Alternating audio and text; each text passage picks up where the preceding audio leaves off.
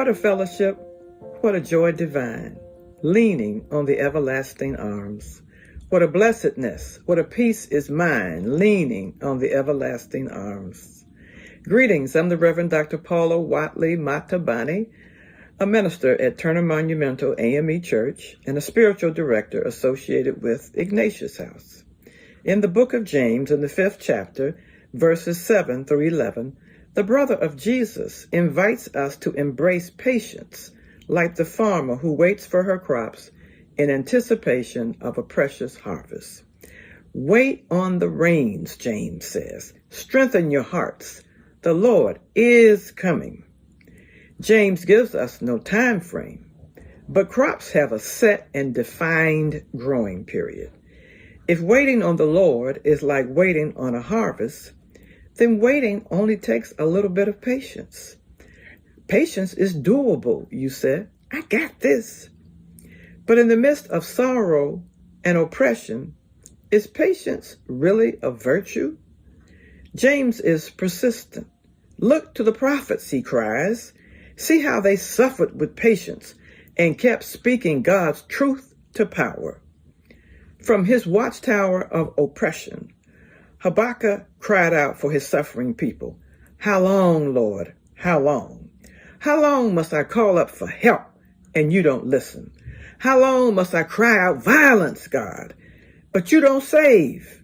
Habakkuk's cries seem unanswerable, if not rhetorical. Patience marked the path of our own modern-day prophet, Dr. Martin Luther King Jr., who led the struggle for racial justice in the 20th century. On behalf of the suffering masses, Dr. King asked the same question as the prophet Habakkuk. How long, Lord? How long? How long until social justice and racial equality roll down like a mighty river? How long till we study war no more? With the wisdom of James, Dr. King answered Habakkuk's question. How long, Lord? Not long. This answer fills us with joy. But how long is not long? Years, days? I don't know. But long enough to carve the newness of life in us.